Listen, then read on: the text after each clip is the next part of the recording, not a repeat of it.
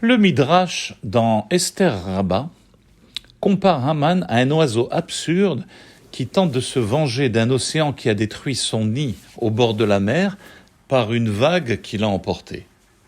Furieux, l'oiseau dit « Je ne bougerai pas d'ici jusqu'à ce que la mer devienne terre sèche et que la terre sèche devienne mer. » Qu'a fait l'oiseau ? Il a rempli son bec d'eau de mer qu'il déversa sur la terre sèche, puis remplit son bec de terre sèche qu'il jeta à la mer. Son ami arriva à ses côtés et lui tint ce langage. « Malheureux, comment espères-tu assécher la mer ?» De même, Dieu dit à Haman, « Abruti, j'ai moi-même voulu détruire le peuple juif et j'ai échoué, comme il est écrit dans les psaumes dans le Télim 106. Vayomer le'ashmidam, lule Moshe bechiro amad baperetz lefanav, le'ashiv hamato me'ashchit. Il eut l'intention de les exterminer si Moshe, son élu, ne se tenait pas devant lui dans la brèche pour apaiser sa colère de les décimer. Je jure par ta vie que ta tête remplacera la leur, eux seront sauvés, et toi, tu seras pendu.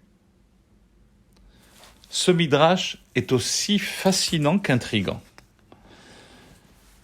Mais nous comprenons de cette métaphore rapportée dans le midrash que l'anéantissement des Juifs est aussi impossible et ridicule que d'assécher l'océan par le bec d'un oiseau.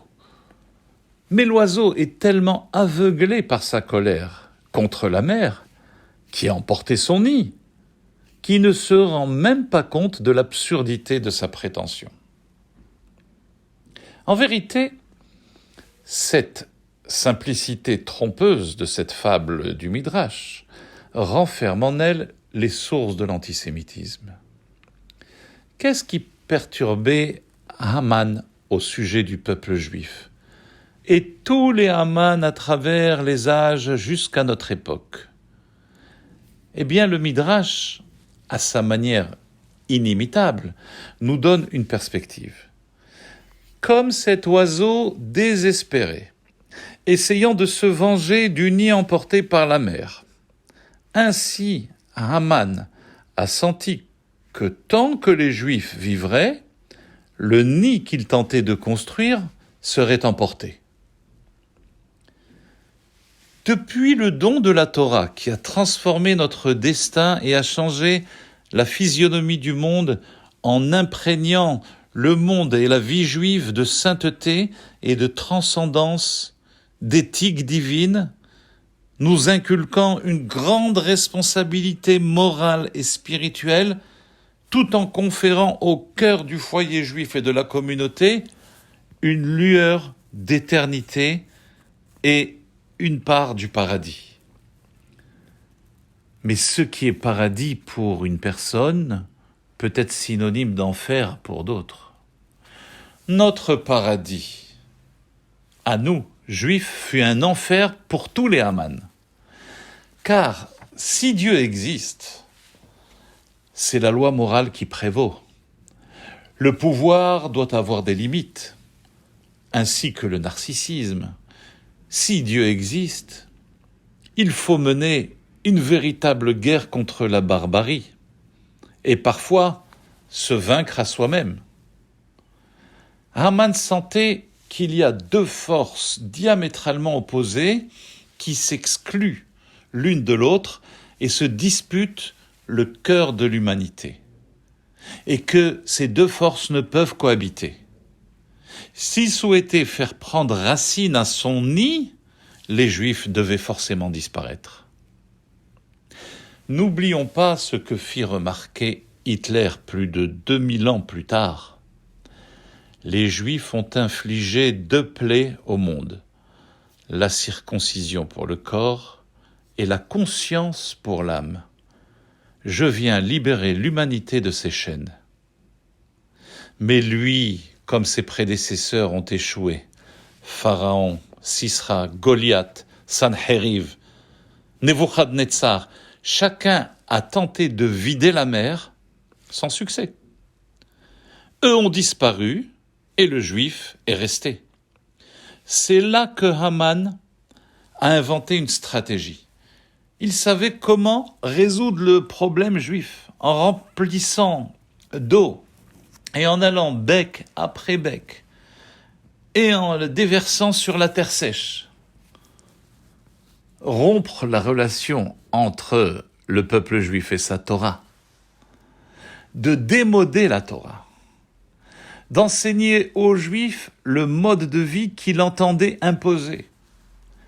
Et une fois hors de l'eau, hors de la Torah, son milieu de vie naturel retiré, le peuple juif deviendrait vulnérable et on pourra l'exterminer. Hélas, le poisson a quitté l'eau. Et tout le monde applaudissait le poisson. Telle fut donc la stratégie de Haman. Assécher la mer, sortez les Juifs de l'eau, sortez les Juifs de leur milieu naturel, introduisez-les sur la terre ferme, ils deviendront alors vulnérables. Alors Dieu dit à Haman, stupide parmi les stupides, j'avais moi-même prévu de les détruire et je n'ai pas pu le faire. Et toi, tu penses pouvoir les décimer ? En réalité, pourquoi Dieu n'a pas pu le faire ? Car le juif ne fait qu'un avec Dieu. Cette unité intrinsèque ne peut être détruite. La relation de Dieu et du juif et de la Torah est innée et ne peut jamais être rompue. Depuis le Sinaï, la Torah est devenue une partie de notre ADN. On peut l'aimer, on peut détester, mais on ne peut pas l'ignorer. La stratégie de Haman fut très subtile, mais il n'a pas compris ce qu'est un juif. Que les poissons ne quitteront jamais l'eau complètement, et les juifs ne mourront jamais.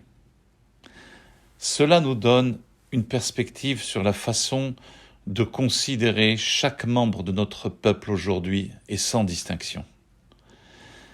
Car s'il était assez juif pour qu'Hitler l'envoie dans les chambres à gaz, il est assez juif pour que je l'aime et que je sois là pour lui. Pourim nous unit. Pourim nous rattache au judaïsme. Pourim nous aide à combattre l'antisémitisme. Mais il faut se rappeler qu'à mesure où nous renforçons notre judaïsme, ainsi nous apportons lumière et délivrance à chacun de nous. Shabbat Shalom et Purim Sameach.